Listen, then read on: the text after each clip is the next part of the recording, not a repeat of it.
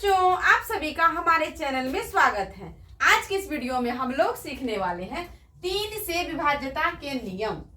किसी भी संख्या में 3 से भाग लगेगा या नहीं लगेगा, यह हम कैसे जानेंगे। यहाँ पे क्या लिखा हुआ 651। अब हम आपसे पूछ रहे हैं 651 में 3 से पूरा भाग लगेगा कि नहीं लगेगा। तो आप क्या करेंगे, पहले तो भाग देंगे और लास्ट में जाके पता चला भाग नहीं लगेगा। आज हम बताएंगे कि इसमें कैसे जानेंगे 651 में 3 से भाग लगेगा कि नहीं लगेगा। तो देखिए यहाँ पे क्या करेंगे हम, ये जो संख्या है ना, सभी अंक को जोड़ेंगे आपस में। 6 + 5 + 1। अब यहाँ पे देखिए सभी को जोड़ेंगे तो कितना होगा, 5 में 6 जोड़ेंगे, 6 × 5 = 11, 11 × 1 12 हो जाएगा। कितना हो जाएगा, 12। अब ये बताइए आप, अब ये देखिए ये तो बड़ा संख्या था, यहाँ पे 651 ये बड़ा संख्या था। अब जब हम इसको एक एक अंक को जोड़े आपस में तो ये बन गया 12। यह एक छोटा संख्या बन गया। अब इस छोटा संख्या में कोई भी बच्चा बता सकता है कि इसमें 3 से भाग लगेगा कि नहीं लगेगा। अब हम आपको भाग लगा करके भी दिखाते हैं। यहाँ पे लिख देते हैं 12। अब हम इसमें 3 से भाग लगाएंगे तो 3 चौके 12, यानी कि 4 बार में 12 कट गया। अब यहाँ पे देखिए शेष बचा, कुछ भी शेष बचा, कुछ नहीं बचा ना, 0 हो गया।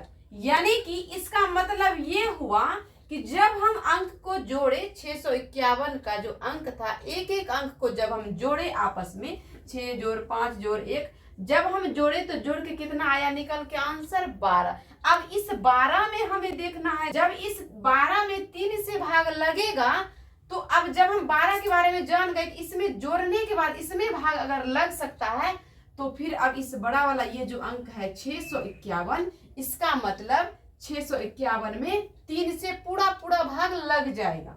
अब देखिए हम यहाँ पे आपको दूसरा संख्या दिया हुआ है नीचे। अब आप कहेंगे ये तो छोटा था, तो चलिए छोटे छोटे बच्चे भी बना लेते हैं। अब यहीं पर आ जाता है बड़ा संख्या। यहाँ पे देखिए ये थोड़ा बड़ा संख्या है।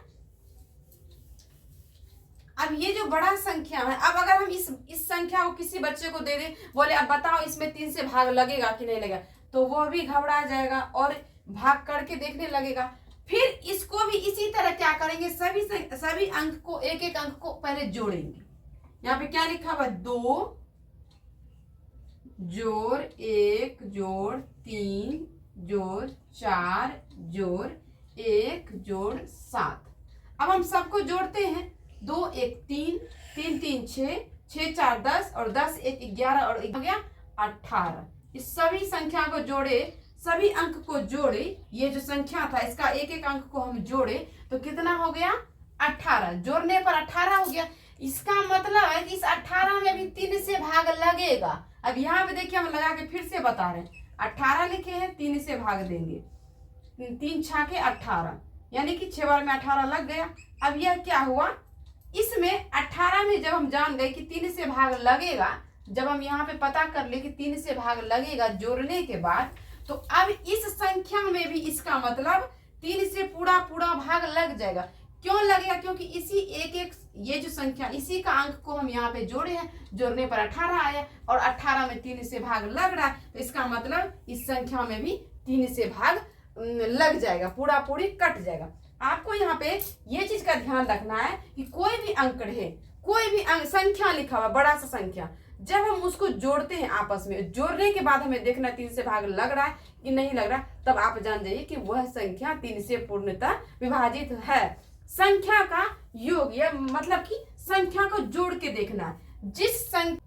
3 से विभाज्यता के नियम, जिस संख्या के अंकों का योग 3 से पूर्णतः विभाजित हो, वह संख्या 3 से पूर्णतः विभाजित है। जैसे कि इस संख्या का अंक हम जोड़े हैं तो 12 हुआ, इस 12 में 3 से भाग लग गया, इसका मतलब कि यह संख्या में पूरा 3 से भाग लग जाएगा। अब यहाँ पे देख लीजिए, अब हम यहाँ पे 348 है, इसमें 3 से भाग लगेगा, तो पहले हम इसका अंक जोड़ते हैं, 3 + 4 + 8, तो यहाँ पे कितना हो जाएगा, 4 × 3 = 7 और 8 जोड़ेंगे साथ में तो 15 हो जाएगा, 8 × 7 = 15। तो 15 में 3 से भाग लगेगा, हाँ लगेगा। तो इसका मतलब कि यह संख्या में भी 3 से पूर्णतः भाग लगेगा, यानी कि यह संख्या 3 से पूरा पूरा विभाजित है। अगर आपको ये वीडियो अच्छी लगे तो प्लीज लाइक जरूर करें और चैनल पे नए आए हैं तो चैनल को सब्सक्राइब करें। इस वीडियो को फेसबुक पर देख रहे हैं तो पेज को फॉलो करें।